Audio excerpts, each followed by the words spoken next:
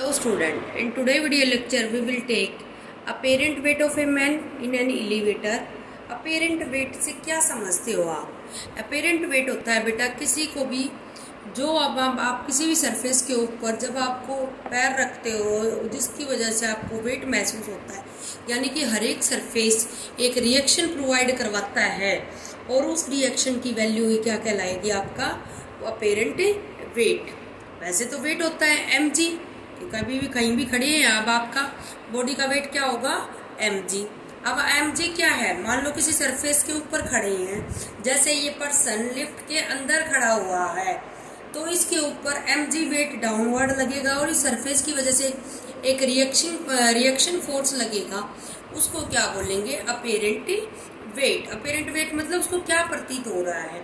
जैसे कई बार आप लिफ्ट में ऊपर नीचे जाते हो तो आप क्या देखते हो, या फ्री फॉल का केस देखा होगा आपने वाटर पार्क वगैरह के अंदर, आपका जब आप वो झूला नीचे से ऊपर की तरफ जाता है, नीचे से ऊपर की तरफ जब जाएगा तो आपको ये लगेगा कि मेरा वेट बढ़ा हुआ है।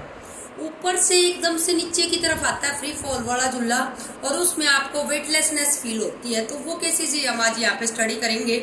सबसे पहले आपका कोई भी पर्सन लिफ्ट के अंदर है और उसका अपैरेंट वेट है mg क्या है वेट, और a एक्सेलरेशन से फर्स्ट केस में कहा जा रहा है बेटा वो ऊपर की तरफ मूव कर रहा है।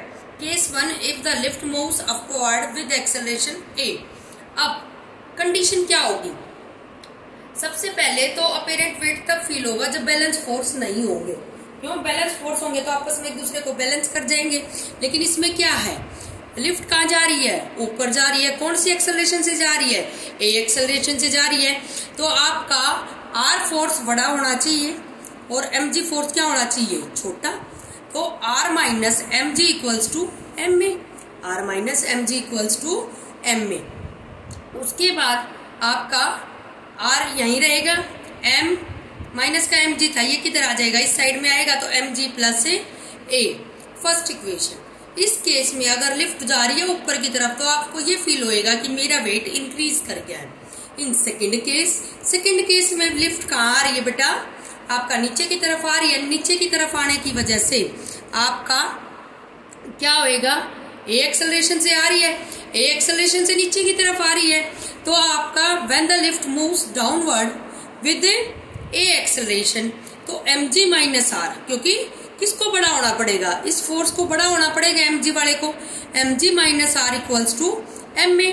तो आपका r equals to mg plus M A, sorry ये आपका r माइनस का इधर है ये इधर चला जाएगा, तो आपका यहाँ से ये आएगा तो आपका ये क्या बन जाएगा बेटा minus mg minus M A, और लास्ट में भी क्या बना आपका mg minus A, mg minus ए।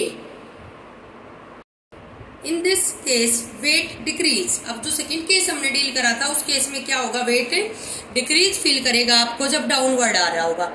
अब लास्ट थर्ड केस है आपका when the lift is at rest. जब लिफ्ट किया तो किस में हो रेस्ट पे या मूविंग विद यूनिफॉर्म अपवर्ड या डाउनवर्ड एक्सेलरेशन। या तो यूनिफॉर्म वेलोसिटी का मतलब समझते हो आप, uniform velocity means acceleration equals to zero, acceleration equals to zero. तो आपका ये डाउनवर्ड वाला केस लगाया r, ये अपवर्ड वाला लगाया सारा, r minus M G equals to M zero, तो r equals to M G रहेगा। तो ये भी आप माइंड में फिट रखें इस चीज को कि when the lift is moving in upward और forward direction when with uniform velocity, लेकिन कंडीशन क्या होनी चाहिए यूनिफॉर्म वेलोसिटी से ऊपर नीचे जा रही हो तो आपका r equals to M G, यानी कि आपका जो एक्चुअल वेट है वही अपैरेंट वेट कहलाएगा। And fourth case is when the lift falls freely. Falls freely means a equals to g. A equals to g. a g के equal है तो r equals to m g minus g, या आपका डाल दो तो zero आएगा, किसी भी केस में डाल लो चाहे अपवर्ड। और वैसे फॉल्स फ्रीली का मतलब कहाँ आएगा डाउनवर्ड आएगा, डाउनवर्ड आएगा तो M g minus a, m g minus ए। अब उसके बाद apparent wait of the man is zero. क्या आया बच्चे जीरो, ये इंपॉर्टेंट है आपका, this one is very important zero. अब उसके बाद आपका क्या है एन एलिवेटर वेज, एलिवेटर ने क्या वेज करा 4000 kg when the upward tension in the supporting cable is 48000 Newton. What is the upward acceleration starting from rest? How far does it rise in 3 seconds? Question ये है कि apparent wait है, elevator है, उसका wait है आपका 4000 kg। अब उसके बाद अपवर्ड टेंशन जा रही है, कोई केबल है ऊपर की तरफ टेंशन अपवर्ड, तो वो कितनी है 4800। उसके बाद आपका what is the upward acceleration, upward acceleration देखेंगे और स्टार्टिंग कहां से हो रही है, वो रेस्ट से। It means u equals to 0। How does it rise in 3 second, कितने सेकेंड के बाद राइज देखना है, 3 सेकेंड के। सबसे पहले क्या पूछा है बेटा, सबसे पहले तो ये देखिए आपका मास एलिवेटर का कितना है 4000 kg। Weight of the elevator क्या हो जाएगा mg, mass into acceleration due to gravity. अगर आपको नहीं गिवन तो we take g equals to 9.8 and we get this value. अब weight is a downward force, weight कैसा है, डाउनवर्ड फोर्स, आपका weight is a downward force, तो आपका 39200। अब ये क्या है 4800 न्यूटन आपका अपवर्ड दे रखा है, लेकिन लिफ्ट कहाँ जा रही है, ऊपर की तरफ, क्योंकि यही टेंशन आपकी बड़ी है। तो आपका अपवर्ड टेंशन क्या है 48000 न्यूटन। अब net upward force on the elevator क्या आएगा बेटा, आपका F dash equals to T minus M G. 4800 newton minus ये करेंगे तो आपका क्या आ जाएगा, एफ डैश आ जाएगा कि अपवर्ड फोर्स कितना होगा। अब फोर्स क्या होता है, mass into acceleration due to gravity, mass into acceleration due to gravity. अब एक्सेलरेशन ड्यू टू ग्रेविटी होता है आपका, तो आपका एक्सेलरेशन क्या आ जाएगा, F dash by M, F dash by M. Solve करोगे we get 2.2 metre per second. Upward motion में क्या होएगा आपका u इक्वल्स टू 0, ये रेस्ट पे थी, एक्सेलरेशन इतनी आ गई, टाइम कितना है 3 सेकेंड। तो सेकेंड इक्वेशन ऑफ मोशन लगा दो, s equals to ut plus half at square, और वहां से आपका क्या निकल जाएगा, s की वैल्यू निकल जाएगी कि 3 सेकेंड के बाद वो कहां पर है। उसके बाद आपका नेक्स्ट न्यूमेरिकल देखिए, body of man 15 kg is hang bye A spring balance in A lift. Spring balance से हैंग करा किसके अंदर, लिफ्ट के अंदर। What would be the reading of the balance when the lift is ascending with an acceleration 2 metre per second square. सबसे पहले ascending में, फिर क्या है डिसेंडिंग में। ascending का